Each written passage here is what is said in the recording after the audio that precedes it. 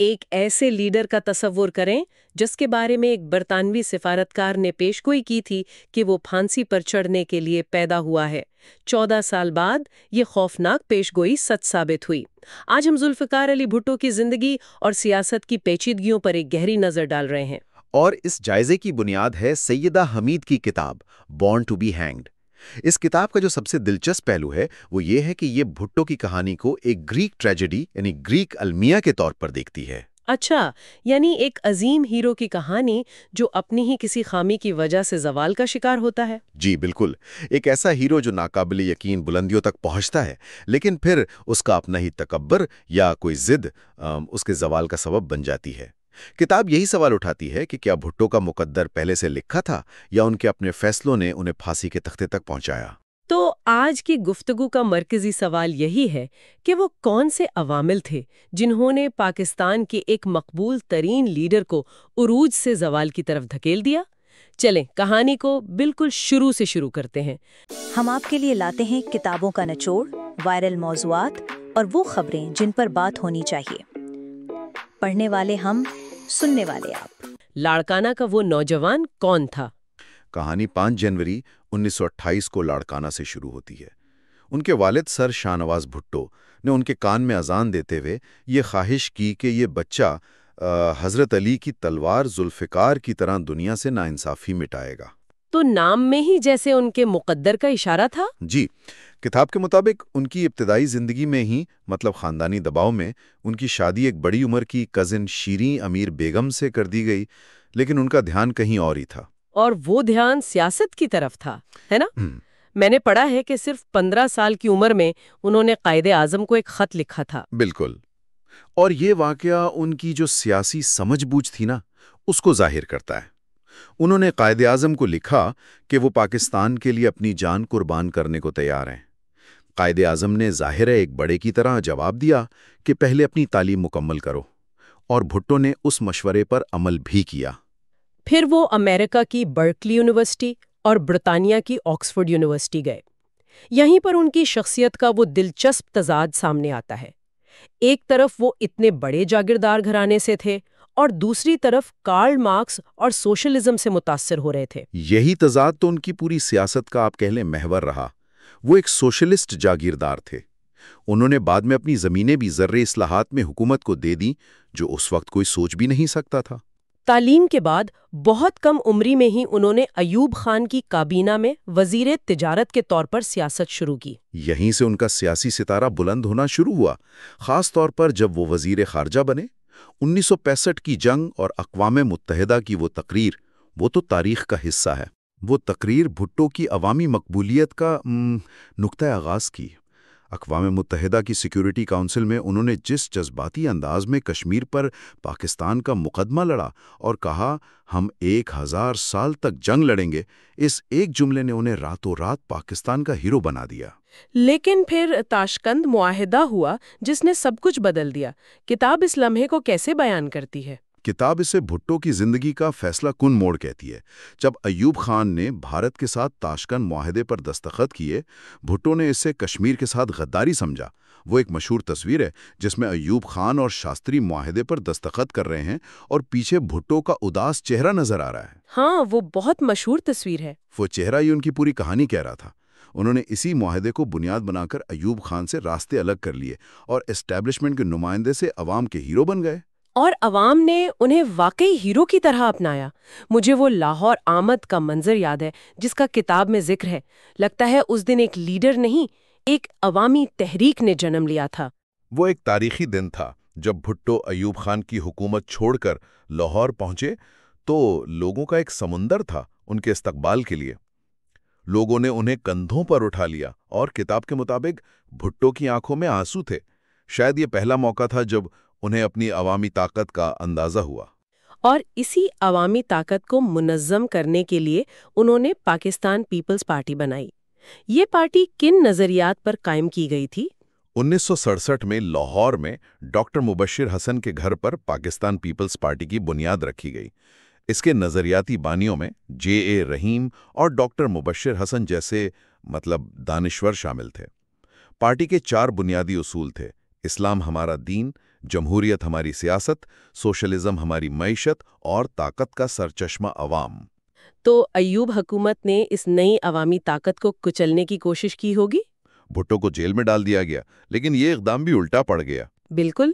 Jail نے بھٹو کو کمزور کرنے کے بجائے اور زیادہ مقبول بنا دیا۔ کتاب میں ان کے جیل کے حالات کا ذکر ہے۔ چوہوں اور مچھروں سے بھری ایک تنگ کوٹری تھی، لیکن ان کا حوصلہ پست نہیں ہوا۔ یہ بات تو حیران کن ہے، یعنی وہ جیل کی کوٹری میں بیٹھ کر خود کو سقراط جیسے عظیم فلسفی سے ملا رہے تھے۔ یہ خود اعتمادی تھی یا تکبر؟ شاید دونوں کا امتزاج تھا۔ انہوں نے اپنی گرفتاری کو سقراط کی مثال سے جوڑا، جسے نوجوانوں کو گمراہ کرنے کے جرم میں زہر پینا پڑا تھا۔ وہ خود کو ایک ویسا ہی انقلابی رہنما سمجھتے تھے، اور جیل سے لکھے گئے خطوط سے پتہ چلتا ہے کہ وہ کتنے کنٹرول فریک تھے۔ اچھا۔ جی، وہ پارٹی کو جیل سے چلا رہے تھے، اپنے ساتھیوں کی چھوٹی چھوٹی غلطیوں پر غصہ ہوتے تھے۔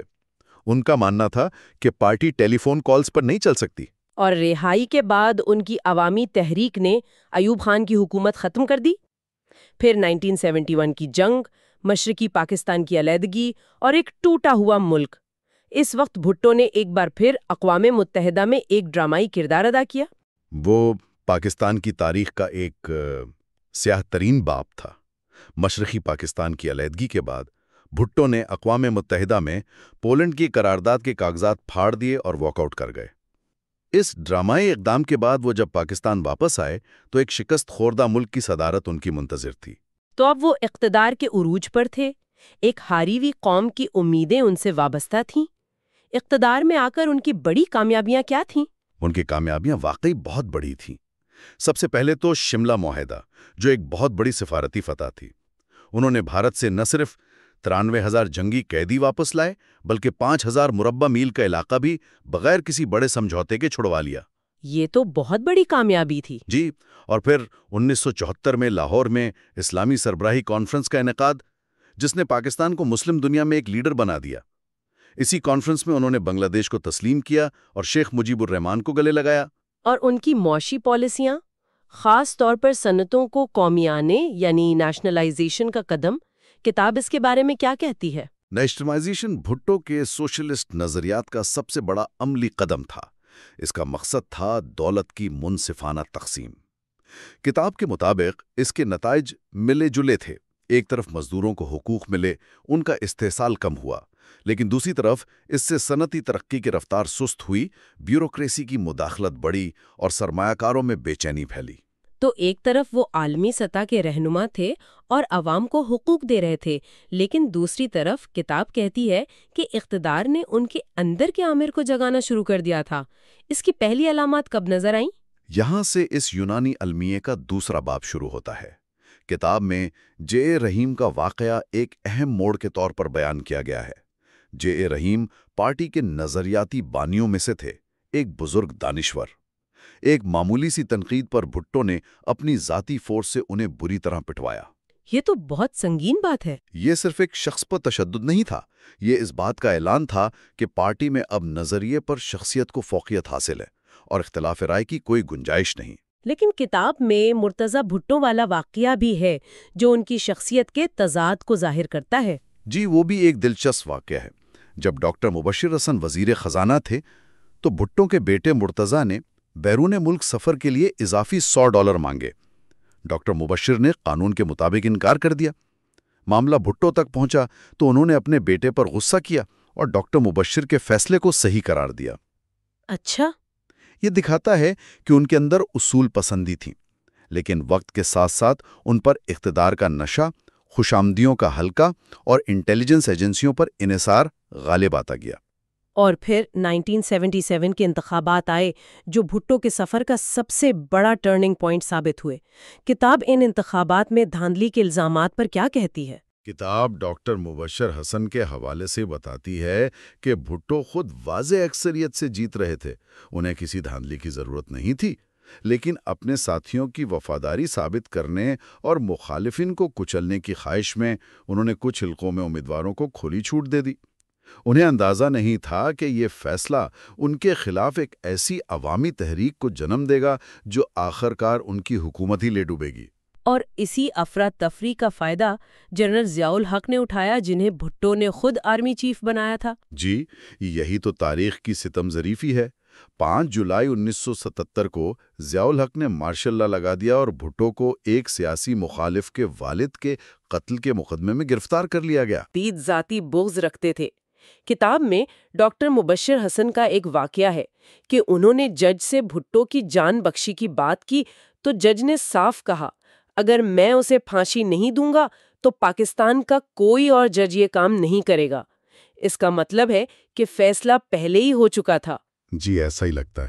اور پھر سپریم کورٹ نے بھی 4-3 کے ایک انتہائی متنازع فیصلے کے ساتھ سزائے موت کو برقرار رکھا۔ دنیا بھر سے رحم کی اپیلیں ہوئی، لیکن جنرل ضیاء الحق نے سب کو نظر انداز کر دیا۔ 4 اپریل 1979 کی صبح بھٹو کو راولپنڈی جیل میں پھانسی دے دی گئی۔ کتاب میں ان کے آخری لمحات کے بارے میں کیا لکھا ہے؟